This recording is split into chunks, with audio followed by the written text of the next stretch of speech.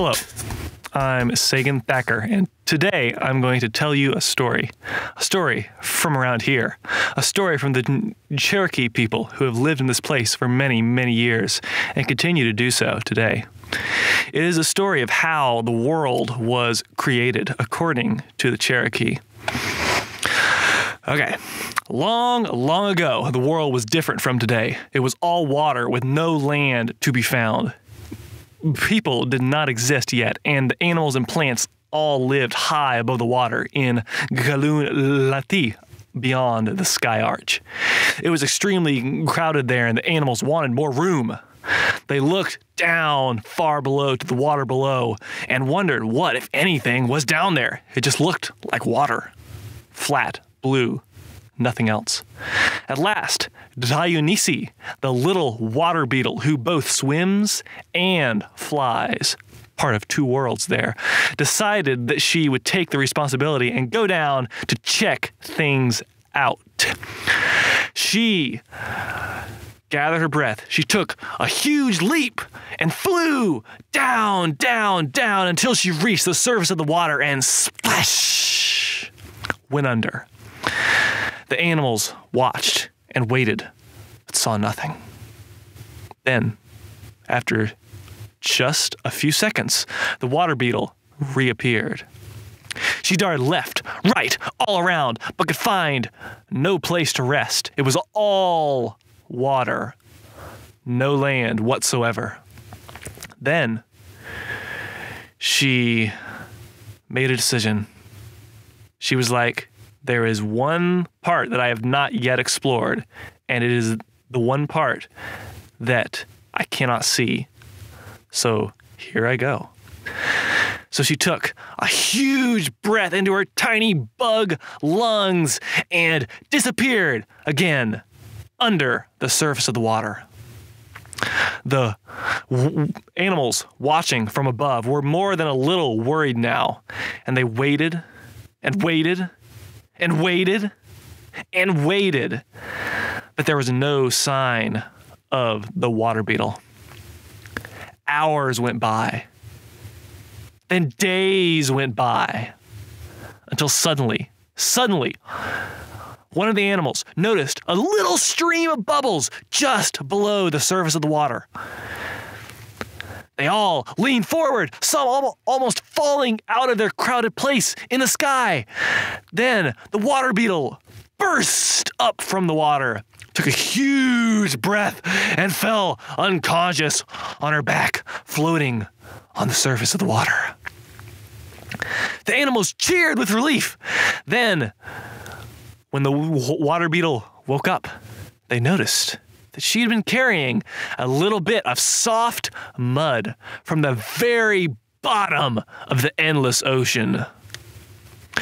The water beetle threw the mud into the air, and it began to grow and spread on every side, bigger, bigger, faster, faster, larger and larger, until it became the island that we call the Earth today. After this amazing event, the Earth was fastened to the four cardinal points, north, south, east, and west, by four huge ropes, bigger around than the largest tree. But no one remembers exactly who did this.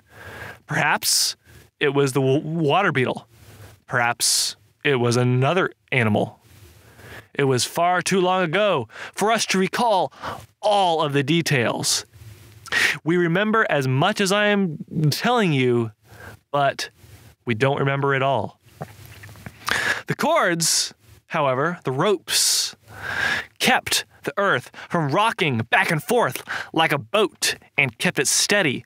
So it stayed just as still and steady as it is today. So, after this, at first the Earth was very flat and very soft and very wet because it was mud. You can't have mud in all sorts of valleys and mountains and things. It's mud. You know this. And none but the smallest insects, like the water beetle, could stand on it without sinking in. Since it was so crowded up beyond the sky arch, the animals wanted to move into this wonderful new place down below. So they sent out different birds to see if it was dry and if they could move into this wonderful place. But none of the birds found any place they could alight, and they all flew back. There was no place that they could stay. At last, the earth seemed to be dry enough. The animals could see little cracks appearing around the edges where the top layer of mud was drying up. And you know, when you see mud with little cracks around the edges, it's getting a little dry, so it might be safe to step on. So they sent out the buzzard and told him to go and make it completely dry for them. This was the great buzzard, the father of all the buzzards today that we see circling above our heads. His wings were as wide in span as a river is long, and his neck was as long as a lake is wide.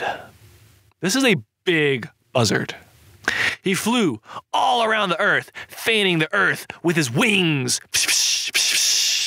But there was only so much the wind he created could do to make the earth dry.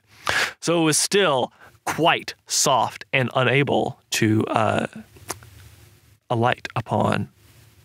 When he reached what is today the Cherokee country, he had been flying for so long that he grew very tired and flew lower, and his wings began to strike the ground. He was so big that wherever his wings struck the earth, there was a valley. Wherever they flew up again, there was a mountain. The animals saw this and were afraid that the whole earth would be mountains, so they called him back.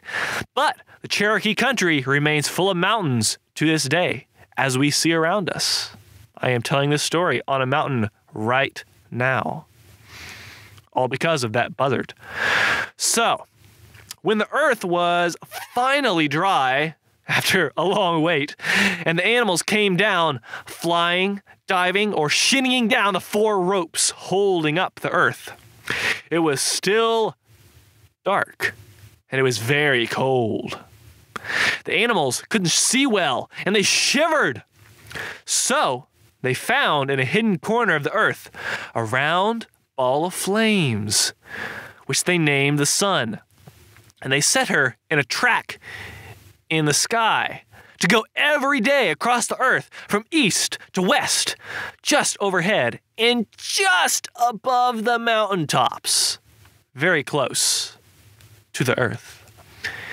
It was far too hot this way.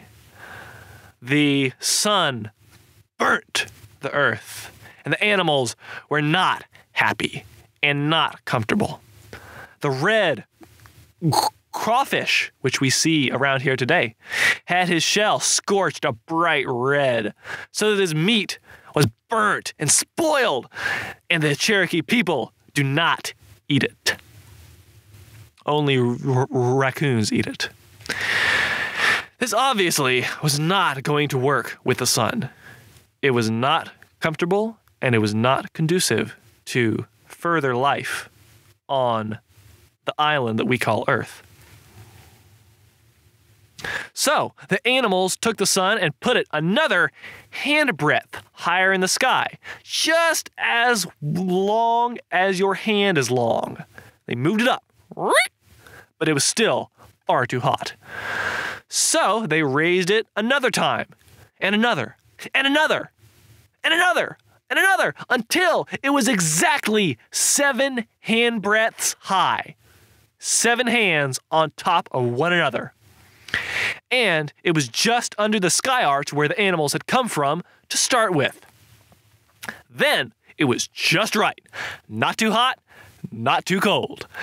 And at the 7th highest height, where the sun is at noon, this height represents the highest part of our world. The sky arch, Galun Lati, where the animals came from, is the part above our world. We are in our world, but in addition to the sky arch and this world, there is another world below us. It is like ours in nearly every way. Animals, plants, and people. But the seasons are different and opposite. The streams that come down from the mountains are the trails by which we can reach this underworld. And the springs at their heads are the doorways by which we can enter it. But to do this, one must fast, not eat for a long time, be purified with water, and have one of the people of the underworld for a guide. We know that the seasons of the underworld are different from ours because the water in the springs is always colder than our air in summer and warmer than our air in winter. Logical, right? But not all of the animals of the underworld are the same as here. Sometimes horrible monsters from the underworld come up to our world and wreak havoc. They may be in the shape of huge lizards, giant frogs, and enormous turtles, but they always lurk in hidden, out-of-the-way places like dark caves and deep gorges, for these are the openings to the underworld from our world. The worst beast of all is the Uktana, which is like 3 different kinds of animals all mixed together. Its body is that of a huge snake, big as a tulip tree. It has wings like that of an enormous, ragged, reptilian bird, and its head has antlers like a monstrous deer. On top of its head is a crystal that flashes bright light, which gives great power to the one who is clever enough to steal it. That, however, is another story for another time. All of the beginnings of this world happened so long ago that no one remembers exactly who created the first plants and the animals. Kind of like no one remembers who fastened the ropes to the 4 cardinal points. But we do recall that when the plants and animals were made, they were told to watch and keep awake for 7 days and 7 nights, just as young Cherokee men now fast and keep awake when they pray to their medicine. The animals and plants were told that if they managed to keep awake for that long, they would be rewarded. So they all wanted to try very hard. Well, so they tried to stay awake, and nearly all were awake through the first night. But the next night, several dropped off to sleep. And the third night, more were asleep, and more, until on the 7th night of all the animals, only the owl, the panther, the bobcat, and a couple of others, like the raccoon, were still awake. To these were given the power to go and see in the dark, and to make prey of the birds and animals which must sleep at night. Of the plants, only the cedar, the pine, the spruce, the holly, and the laurel were awake to the end. And to them it was given the power to always be green, and to be greatest and most useful for medicine. But to the others it was said, because you have not endured to this end, you shall lose your hair every winter. So it is to this day. The cedar, the pine, the spruce, the holly, and the laurel all stay green and keep their hair all winter long. All the other trees, like the oak, the maple, the sycamore, and all the others, lose all their hair during the winter and grow it back during the spring. So it is to this day.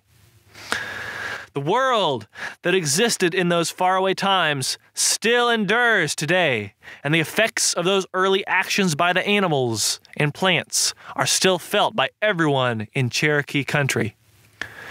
We do not know how long it will be before the world becomes old and worn out, and the 4 great ropes of the earth will fray and break, and the earth will sink into the ocean once again.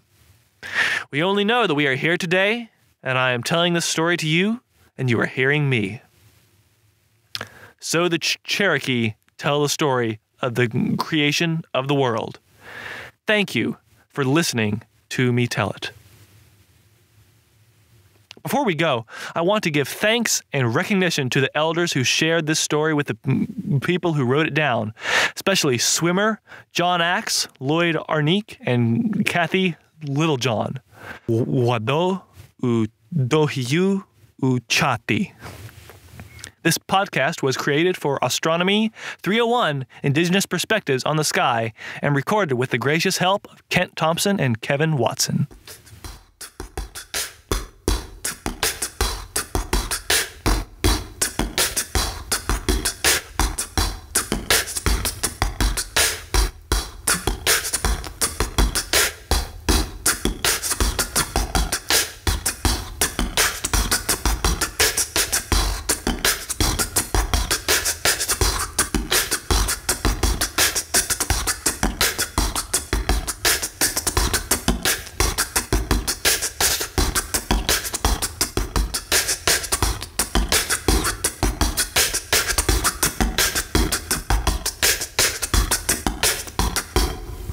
Cut.